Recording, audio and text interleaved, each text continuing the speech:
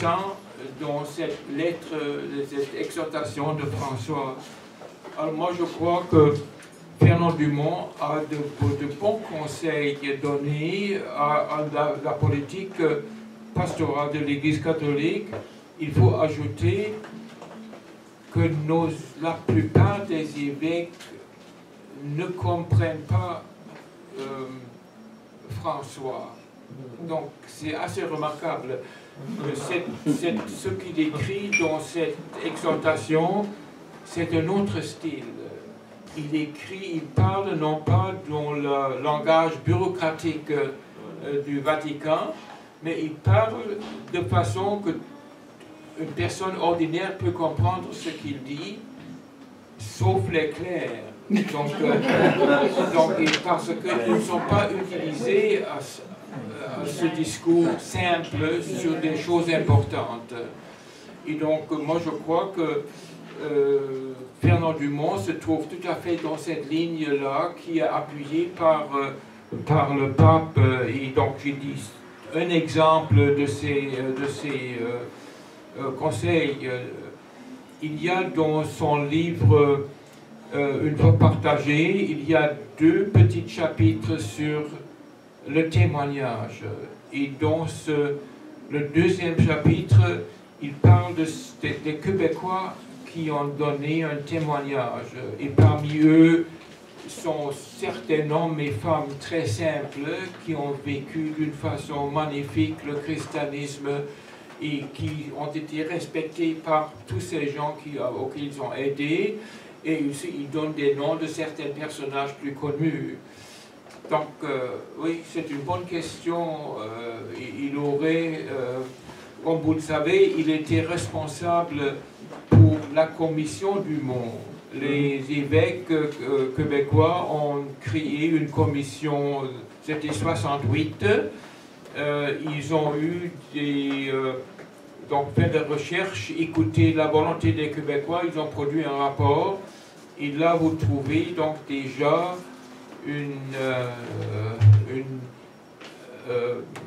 Fernand Dumont disait, aujourd'hui, notre idéal de gouvernance a changé.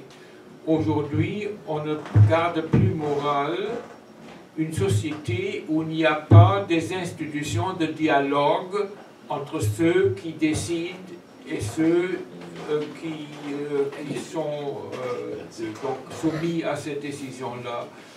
Dans une société moderne, il faut donc des institutions où il y a un dialogue entre les autorités et le peuple.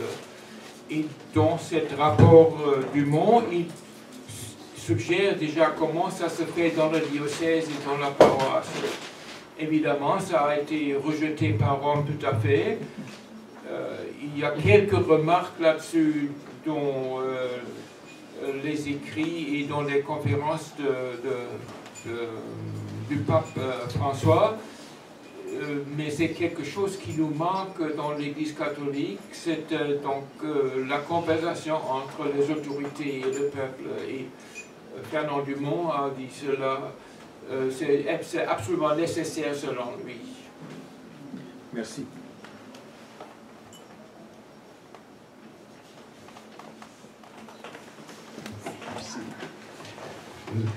Tout à l'heure, d'abord, je dois dire que je suis très peu familier avec toute cette réalité québécoise parce que j'ai vécu trop longtemps en dehors du Québec et du Canada. Maintenant, vous avez parlé, je pense que c'est en lien avec Fernand Dumont aussi, que pour lui, la vérité, le principe de vérité et de justice sont fondamentaux. C'est très, très important. Aujourd'hui, ce que je vois dans notre société, et surtout au niveau des gouvernants, c'est que surtout la vérité n'existe pas. J'aimerais savoir si ça devient une question pour nous, les croyants, de vivre davantage le témoignage, ou bien tout simplement de se mettre la tête dans le sable, comme les auteurs, puis de dire ça va passer. Fernand Dumont, il n'était pas comme ça.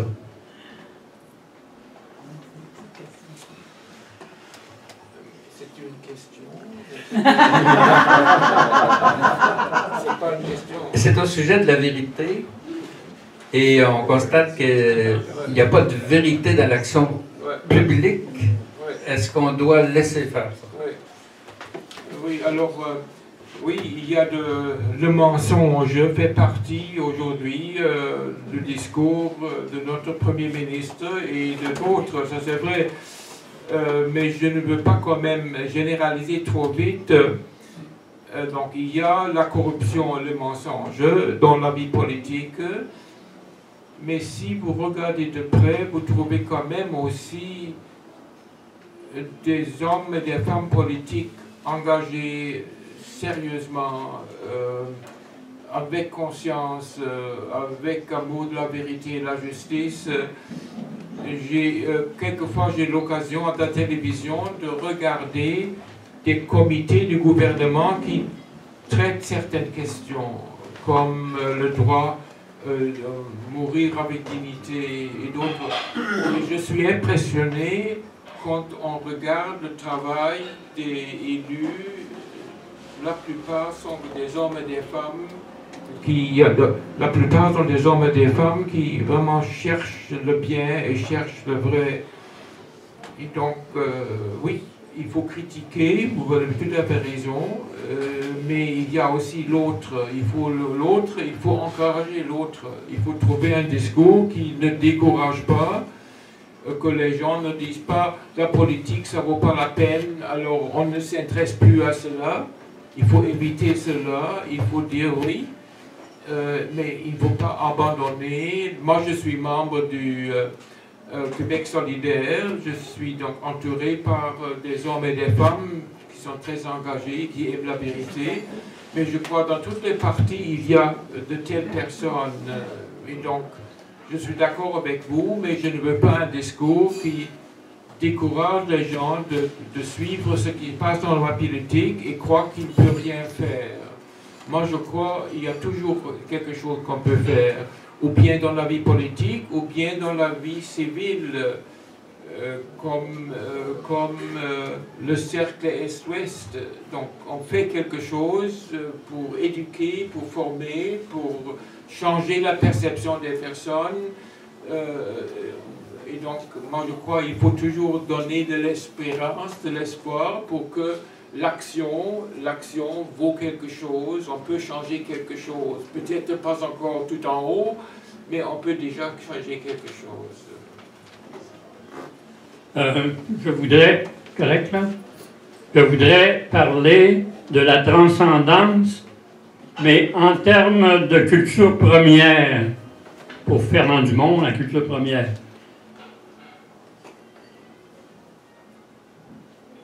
En termes de culture première, chacun se connaît tel qu'il est. Et c'est pas si extraordinaire que ça.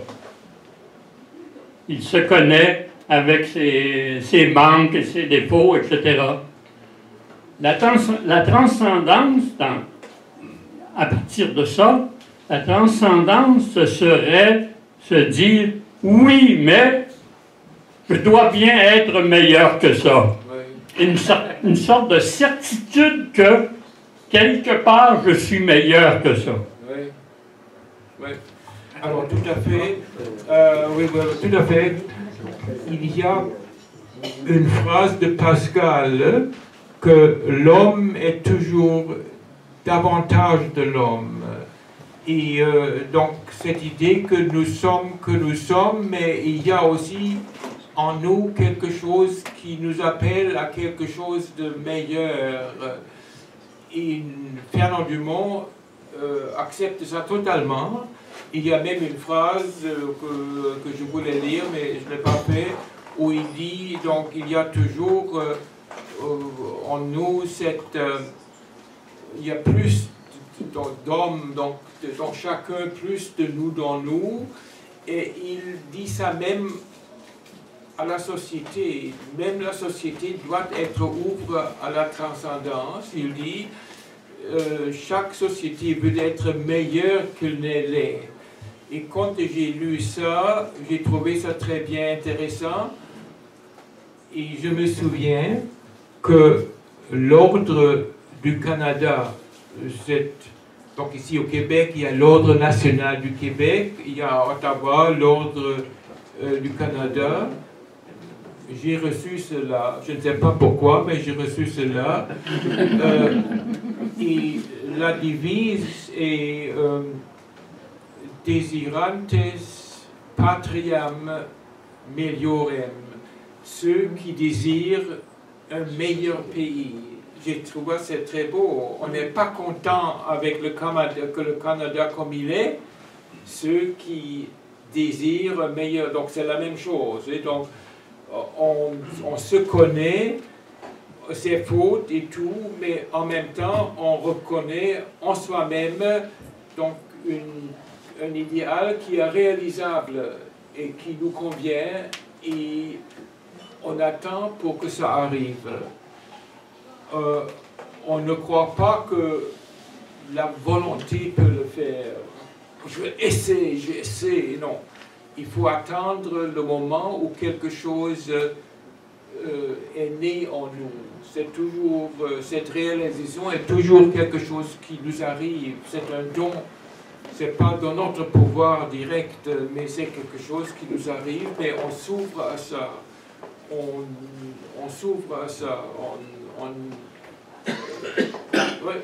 Donc je suis tout à fait d'accord avec vos remarques. Oui. Marcel. Alors, je pense qu'il vient de peut-être nous mettre sur la piste de la voie de la conscience. C'est peut-être ça qui est comme plus humain que le jeu, là. Dans le sens que tout à l'heure, vous parliez de la panathéisme. Puis là, je vois qu'il y a comme peut-être, ça c'est peut-être l'orthodoxie qui va être proposée, alors que la voie de la conscience, c'est peut-être plus du ressort de la liberté, du don, comme vous avez parlé. Est-ce que ça peut être clarifié un petit peu, là, parce que j'ai l'impression que la panathéisme, ça va être comme qui va être une entente entre ceux qui décident ou qui y réfléchissent. Non, alors que l'homme reste toujours libre, puis la voie de la conscience est toujours un don de celui qui habite en nous. Si vous pouviez clarifier, si c'est possible. Alors, il faut dire que dans la tradition catholique ou chrétienne, la liberté est toujours un côté, c'est nous, c'est notre œuvre, et en même temps, c'est un don de Dieu. Donc, c'est très la liberté dans le christianisme, c'est quelque chose de très mystérieux. C'est en même temps tout à fait notre choix et tout à fait don de Dieu. On appelle, par exemple, déjà le oui de Marie. Donc, on admire la Vierge, donc avoir reçu ce message avec un oui. Et donc, c'est sa choix à elle, son choix à elle, mais en même temps, c'est toujours regardé comme un don. Et les deux sont ensemble. Et je crois que ça c'est vrai pour notre conscience. Moi, je compare ça un peu à un artiste. Un artiste qui crée un poème, il n'est pas fier de ça. Il parle de l'inspiration. Il croit qu'il y a quelque chose en lui qui a parlé. Il a même surpris un peu par le poème qu'il a écrit. C'est lui qui l'a fait, mais en quel il utilise un langage passif. J'étais inspiré. Et je crois que c'est faire le bien dans la tradition chrétienne, c'est toujours ce double aspect. C'est nous qui le faisons, mais en même temps, on est humble. On ne se regarde pas comme si moi je fais cela. C'est reçu comme un don, quelque chose qui m'est donné. Ça m'a même surpris. Je suis capable de ça, ça m'étonne. Et c'est double aspect, je crois. Donc la conscience, c'est l'endroit où où il y a un écho de la voix divine, et c'est la réponse de nous dans la conscience. Cette idée de la conscience se trouve dans la Bible, se trouve dans les pères de l'Église, dans la théologie scolastique, ça a été donné une autre interprétation. La conscience était pour quelque chose de plus rationnel pour saint Thomas. Mais c'est le cardinal Newman au XIXe siècle, qui venait d'un milieu protestant et anglican, qui a réintroduit cette idée de la conscience en nous, c'est une chapelle, si tu veux, où la parole de Dieu nous parle et nous écoutons. Et lui a introduit ça et ça a été accepté.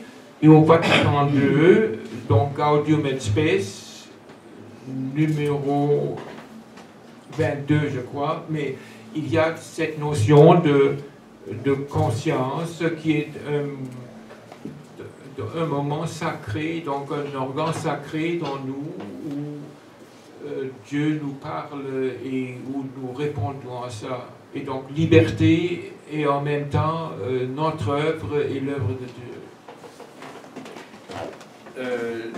Je précisais sur le panenthéisme parce que tu avais insisté là-dessus.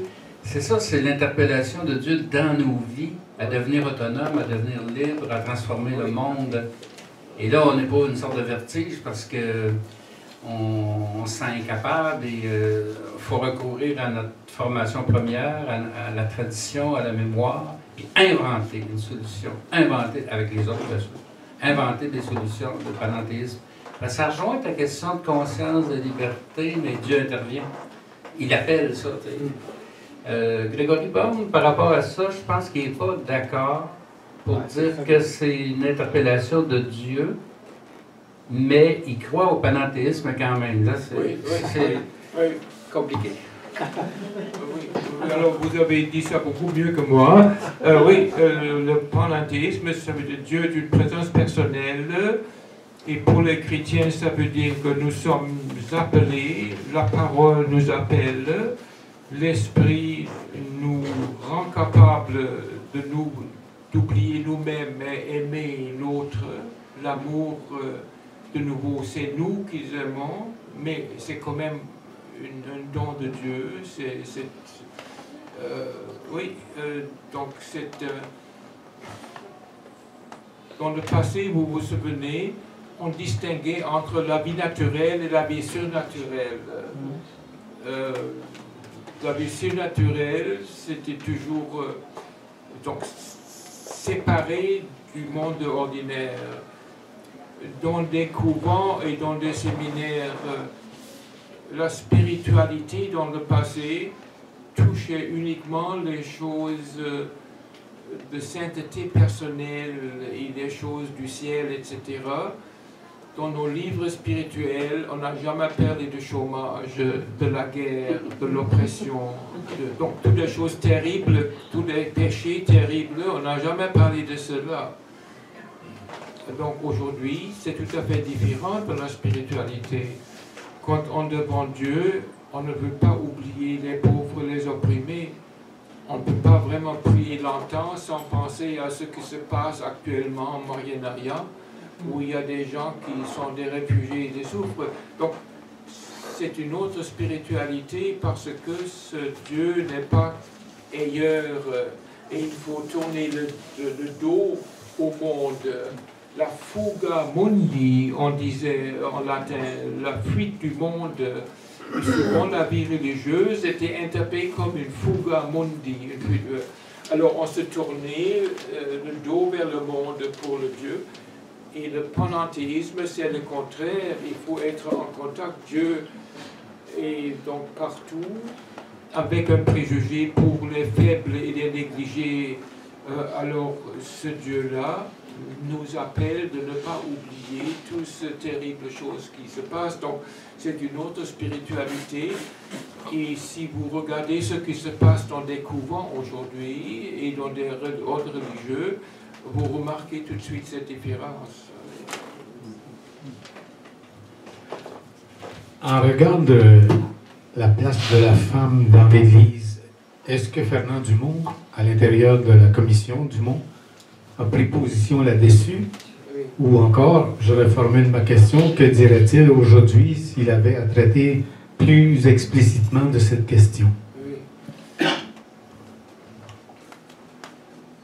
Alors moi, l'impression que j'ai, et je peux me tromper, il a manqué totalement une sensibilité au féminisme. Donc moi je crois qu'il n'a pas vraiment accepté, comme l'Église n'a jamais accepté que la revendication des femmes, c'est une question de justice. C'est une question de justice. L'Église catholique n'a jamais jusqu'ici, même le pape, même François, n'a pas, donc l'Église n'a pas voulu réfléchir sur l'héritage patriarcal de ces institutions et se demander quelles sont les blessures et les injustices créées par des institutions patriarcales. Alors moi je crois que Fernand Dumont n'était pas sensible à cela, mais je crois que s'il vivait aujourd'hui et avec une conversation avec lui, je crois que ça aurait été tout à fait possible de d'éveiller à cela, parce que c'est un homme qui était toujours ouvert à la critique, toujours prêt à changer ses positions s'il y a quelque chose qui a été négligé. Oui, je crois que c'est ça. Et je regrette que alors François, jusqu'ici, n'a pas monté. Donc il a fait des choses magnifiques, mais sur la question de la femme, je suis encore un peu déçu.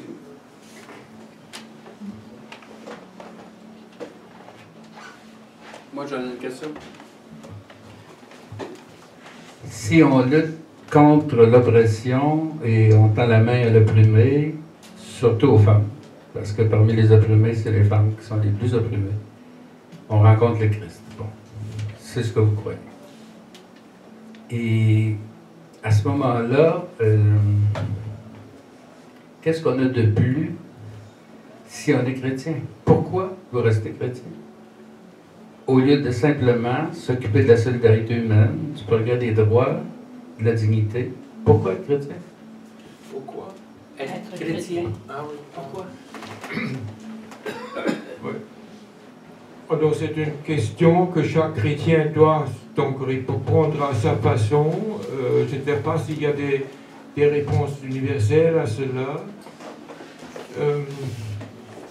Moi j'ai des amis catholiques, des femmes catholiques qui se croyaient qu'il avait une vocation au sacerdoce, et parce que ce n'était pas possible dans l'Église catholique, ils sont devenus anglicans et qui ont été ordonnés dans l'Église anglicane comme prêtres. Et j'accepte cela, c'était vraiment une fidélité à la vocation. J'ai des amis catholiques qui ont eu de mauvaises expériences dans l'Église catholique, qui ont quitté, mais qui ont gardé une conscience. Ils se demandent des questions, qu'est-ce que je peux faire, qui ne sont pas, si vous voulez, devenus égoïstes et ne s'intéressent pas à leur propre vie, mais ce sont des personnes dont la conscience a été quand même formée dans l'Église par l'Évangile, et même s'ils abandonnent la foi, ils gardent le souci de justice, de vérité, de responsabilité personnelle, et donc c'est une vie que j'admire cela. Pourquoi rester? Moi je crois qu'on reste parce que on continue à être nourri. Je suis nourri par la tradition catholique. Je ne peux pas m'imaginer par des auteurs, par la liturgie, par la tradition, par les grands écrivains, par les témoins. Si j'avais le temps, j'ai préparé cela. Fernand Dumont a toute une nouvelle interprétation. Qu'est-ce que ça veut dire être membre de l'Église? Il distingue 3 façons différentes d'appartenant à une organisation. La première, il appelle ça quoi, appartenance, je crois. Et appartenance, c'est faire partie d'un petit groupe où tout le monde se connaît face à face. Donc c'est un petit groupe, ça peut être une petite organisation, ça peut être un village, c'est une petite paroisse. Là, on se connaît et il dit, si on fait partie d'un petit groupe, il y a très peu de règles qui sont nécessaires parce que s'il y a un problème, on discute autour de la table et on décide ensemble comment se comporter. La deuxième façon d'appartenir, il appelle intégration. Intégration, c'est faire partie d'une grande organisation où on a sa place, où il y a des règles, où il y a des droits, où il y a des devoirs. Et c'est comme ça qu'on appartient à une université, c'est comme ça qu'on appartient à un ministère du gouvernement, c'est comme ça qu'on travaille dans une grande compagnie commerciale ou industrielle. Et il dit quelquefois l'Église se présente comme une grande organisation. Elle est beaucoup plus de ça. Il y a un accent qui met l'accent sur l'organisation. Et à ce moment-là, on a sa place dans cette Église, on a des règles, il y a tes devoirs, il y a tes droits, etc. Mais il y a autre façon d'apprendre. Et la troisième, il dit, comment est-ce qu'on est membre d'un pays? C'est pas, on ne connaît pas tous les membres, donc c'est pas d'appartenance, c'est pas une organisation, mais comment est-ce qu'on fait partie de ce pays? Il dit, par la mémoire et l'espérance. Donc, la mémoire de sa fondation ou de certains moments historiques importants, la mémoire de certains auteurs, grands auteurs, de certaines musiques, de certains poèmes, de certains événements, de certains du passé ou même présent, et en même temps des mémoires, des choses qui montrent qu'il y a là le pouvoir d'être meilleur. Et donc il y a un espoir pour ce pays. Et il dit même si le gouvernement ne correspond pas à vos idées, vous restez quand même fidèle au pays parce que vous avez cette mémoire des choses magnifiques ou des choses de justice du passé, et ça vous donne l'espoir que dans l'avenir, c'est possible que ce pays devienne meilleur. Alors il dit c'est comme ça qu'on appartient à l'Église. Il appelle ça la référence. Je traduis ça comme identification symbolique. Il dit on est membre de l'Église par référence. Ça veut dire on se souvient des grands événements. Ça veut dire sur Jésus, les œuvres de Jésus, donc l'Écriture. On se souvient donc de la vie sacramentelle, de certains auteurs, de certains grands moments, des grands témoignages à travers l'histoire. Donc ça la mémoire. Et cette mémoire me donne une espérance pour que l'Église dans l'avenir peut être meilleure. Et donc c'est par la référence. Et donc c'est une façon d'appartenir à la tradition catholique qui est beaucoup plus large que les définitions du passé. Et je crois son analyse, donc j'ai résumé ça très vite, son analyse est très bonne. Et je crois que ça s'applique à toutes les religions, Comment être juif, être musulman, par la mémoire. Donc, quelquefois, nous sommes envahis uniquement par les mémoires négatives. Il y a quand même des mémoires terribles de notre tradition catholique. On peut se souvenir donc des persécutions, etc. Donc, la mémoire, c'est une catégorie fondamentale pour Fernand Dumont. Il se pose la question, qu'est-ce qu'il faut se souvenir et qu'est-ce qu'il faut oublier? Donc, il ne faut pas s'oublier de tout. Il faut quand même se construire une mémoire qui nous fait vivre. Pour lui, c'est important aussi politiquement. Il y a tout un livre là-dessus, la genèse du Québec. Donc, même pour le Québec, quelle est la mémoire de notre passé qui nous enrichit qui nous rend capables de créer une société plus juste. Et donc, moi je crois que c'est très riche cette idée de référence. Et donc il dit au magistère, vous vous occupez de l'orthodoxie, mais l'orthodoxie ne nous donne pas l'espoir, ne nous pas faire vivre. C'est le témoignage, parce que le témoignage met l'accent sur la référence. Et donc, le magistère devrait donc mettre l'accent sur cela. Donc, c'est vraiment, ça vaut la peine de réfléchir. Je crois que je donne le résumé de ça dans mon livre. D'excellents résumés et d'excellentes explications dans le livre. Je vous conseille à l'acheter ou à l'emprunter et à la lire. La tradition ou la mémoire, c'est pas tout à fait la même chose. Selon Fernand Dumont, c'est qu'il faut que ça nous motive à inventer puis à affronter, à trouver des solutions, à affronter les difficultés. Et je pense que pour Fernand Dumont, quand il parle de tradition catholique, là-dedans, il n'y a pas les croisades. C'est pas dans la tradition. Et il a éliminé une foule de choses. Et c'est comme si on la construisait, notre tradition. Il faut aller chercher des choses, il ne faut pas l'inventer quand même, il faut aller chercher des choses qui ont été dites et vécues par les chrétiens depuis 2000 ans et par les juifs dans 3000 ans. Mais on ne prend pas tout et des fois on va chercher quelque chose auquel on n'a pas pensé depuis très longtemps, que l'humanité avait oublié.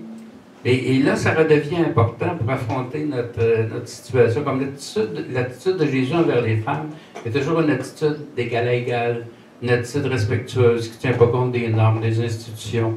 Il se laisse toucher, il touche aux femmes, ce qu'on ne faisait jamais là.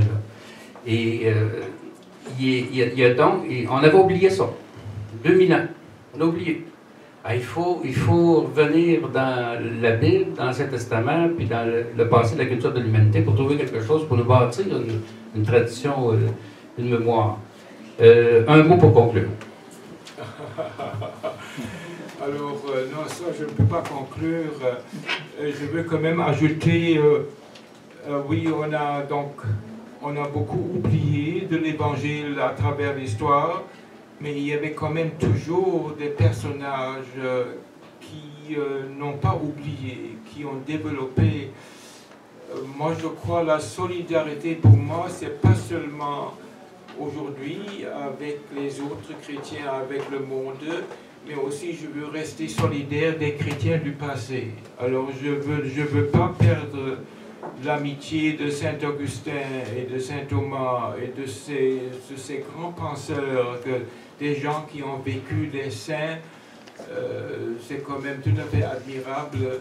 Nous savons comme c'est difficile de s'oublier totalement, être au service des autres. Alors, si on regarde les saints comme des êtres d'un autre monde qui prient pour nous, ça ne m'intéresse pas du tout, mais les saints sont des frères et des sœurs qui ont écouté la parole et qui sont devenus des servants, qui ont vécu donc une vie de témoignage, et je suis reconnaissant et ça m'encourage. Et donc voilà, la solidarité aussi dans le passé. Merci beaucoup.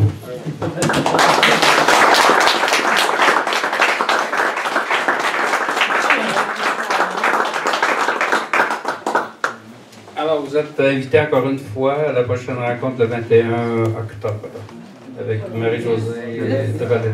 Qui? Marie-Josée Drolet, qui est éthicienne dans le domaine de la déontologie de la santé. Pas le 10 septembre? Pardon? Pas le 10 septembre? Non, c'est le 21 parce qu'on enlève une rencontre. Pour l'action de grâce. Non, pour d'autres raisons. Et on va retarder un peu. Là, on a eu 2 de suite en 2 semaines de suite. C'est pour ça. Là.